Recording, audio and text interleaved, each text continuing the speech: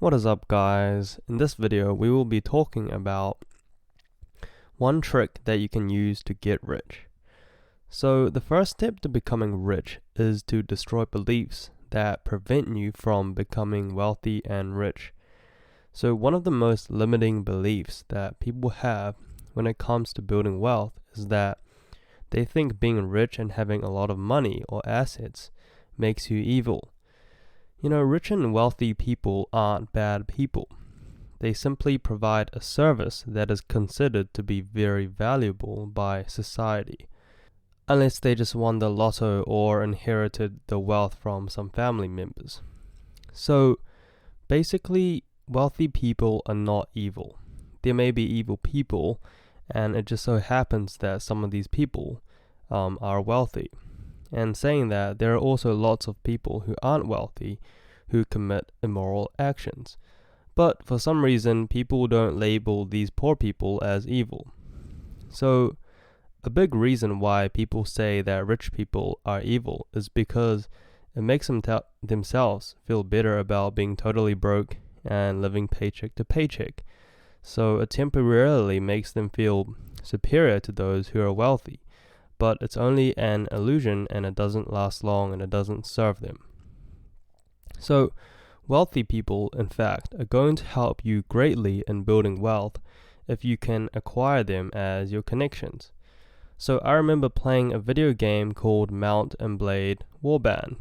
So this game was really fun, and it taught me a very important lesson. So basically, in the beginning, I started off as a poor merchant with no money whatsoever. So I started off broke as hell, and I had to acquire money. In the beginning, I had no idea what I was doing, and it just seemed to me that the fastest way to become rich was to go from village to village, plundering and stealing whatever I could find. And the process was super grindy, and I also developed a really bad reputation. I was literally getting hunted by the cavalry of the king that governed the region.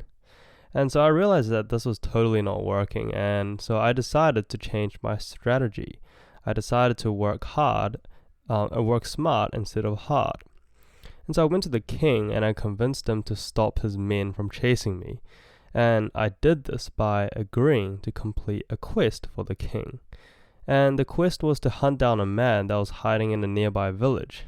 And so I dutifully went to work, and very quickly I was able to locate the fugitive and slay him. And so I was rewarded very handsomely by the king, and he wanted me to complete more tasks for him.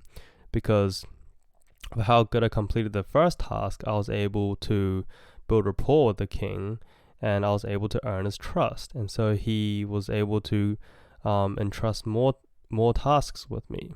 And so one of those tasks was to collect tax from his kingdom on his behalf. And my compensation was that I would receive a quarter of all the taxes that I collected from his kingdom. So every person in his kingdom, I would collect tax from them, and I'll get a quarter of all of that. And so I dutifully went to work, and very quickly I went from, a poor merchant to a very, very rich merchant. And so the moral of the story is to acquire the trust of people who are very wealthy and powerful, and to build really strong relationships with these people. Because these wealthy and powerful people trust you, they're likely to present to you many amazing opportunities to build wealth and prosperity had you not acquired these connections. Just think about it.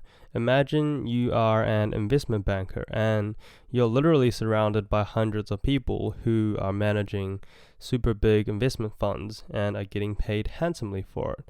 Well, you're naturally going to be told about strategies and ways to leverage certain opportunities to acquire wealth. Or you could be an engineer, and you're responsible for inspecting houses under construction. And because you go onto site to inspect these houses, well, you're naturally going to talk to many, many developers. And as you talk to these developers, you're going to build a relationship with them. You're going to build rapport with them. You're going to earn their trust. As long as you don't do anything ridiculous. And these developers may invest millions of dollars into these properties, and they're really familiar with the market and how to invest into real estate. And as you talk to them, they may start revealing, certain, secret information or tips that could transform into opportunities. And they may say, hey, I just heard that some people are looking to purchase land out west, and it's going for really cheap right now, and no one knows about it. No one has said anything online. No one knows about it, but I just don't have the funds with me right now, so I can't really purchase that land. But if you have the funds to do that, then you should look into it, because it can be a really good opportunity. And just like that, well, now you've heard about information that other people don't know about, people online don't know about, and you're presented this opportunity, and now all you have to do is to seize that opportunity. So that's it for this video. And the lesson to be learned is that you gotta build connections and earn the trust of wealthy people and powerful people, because they're gonna present to you very attractive and very attractive opportunities that can help you build prosperity. So thank you for listening.